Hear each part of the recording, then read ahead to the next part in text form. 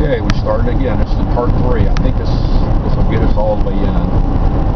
Again, I'm breaking it up because I don't really like to post 45-minute long drive videos.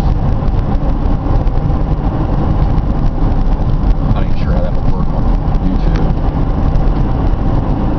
And so my battery doesn't die before we get there.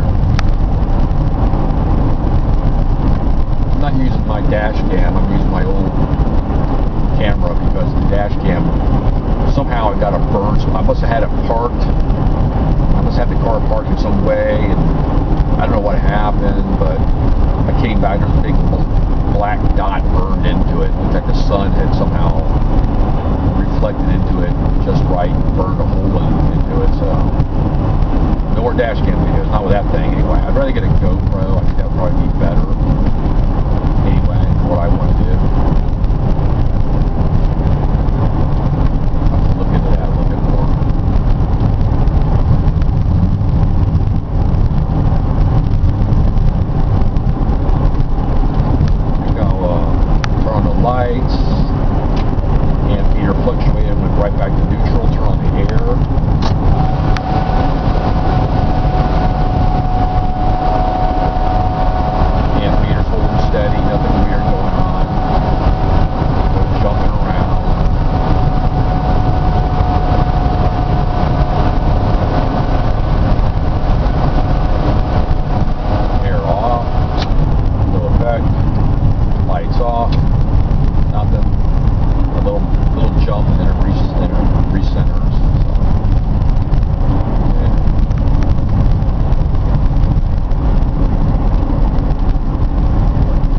Driving today with the new radiator. This was a OE style radiator. By that I mean not your typical aluminum El Cheapo radiators that are out there that say they're OE fit. They're not. This one looks like it was, this would actually fit. I mean, it wasn't perfect. It wasn't 100%. I mean, the holes for the mount holes were like, a fraction of a millimeter off. Made me have to kind of tweak a little bit to get the screws started, the bolts to hold the radiator in. I mean, nothing big, not a huge deal. I imagine if I bought a Nissan OE radiator, I would have run into the same deal. Okay, that was a little bit off there. The mounting ears for the shroud were a little bit wide for the clips that hold the shroud in. I had to grind off a little bit of metal there. But, it was a brass tank type setup, soldered, the copper tubes, copper or brass, I don't know. It's definitely not aluminum, let's put it like that. And it's soldered together, not whatever they do with those aluminum. I don't know if it's glued together or TIG welded or what. I just don't trust aluminum radiators. Not $130 made in China aluminum radiators for any kind of distance. I don't know. Just that I kind of believe you get what you pay for, and I don't know how anybody can build and ship a quality radiator for 130. Devalued American dollars. So no, we're not going to do that.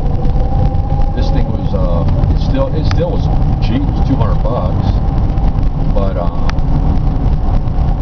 at least I understand the construction of it. I'm going to obviously do these kind of trips before I make any big trips. And why are you doing this, Dave? Well, the OE radiator, which I still have, and I plan to get rebuilt once I can find a good shop that will actually recore it properly. That's the, find people to do that kind of work and do it right. That's part of the problem. Anyway, I would have preferred to take my original radiator to a shop and have them recore it. I had kind of a bad experience last time I fooled around with a radiator shop, so I'm kind of hesitant to do that. Anyway, so I'm gonna find another one. Put a new core in it, do it right, pressure test it, make sure it's good, okay? Then I'll have but that's pretty much what this one looks to be. So, we'll see. And the reason I did that was I thought I could see a tiny bit of leaking going on. So there's some older looking corrosion at the bottom of the radiator of my original one. So I said, well, you know, why fool around with this? And it had some obvious buildup, some, you know, mineral looking deposits inside the radiator, which I asked the guys to do the rod out, or if they couldn't do it properly to record. They didn't do that right. I don't think they rotted it out right. So this one has, you know, perfect looking 3-row copper core or brass, whatever they make those rows out of. Obviously no deposits in it. I want to test it to see how well it can dissipate heat. During the summertime with the air on, that old radiator could just barely keep up. In other words, the thermostat would not control the temperature. It would max out at whatever the radiator can deal with.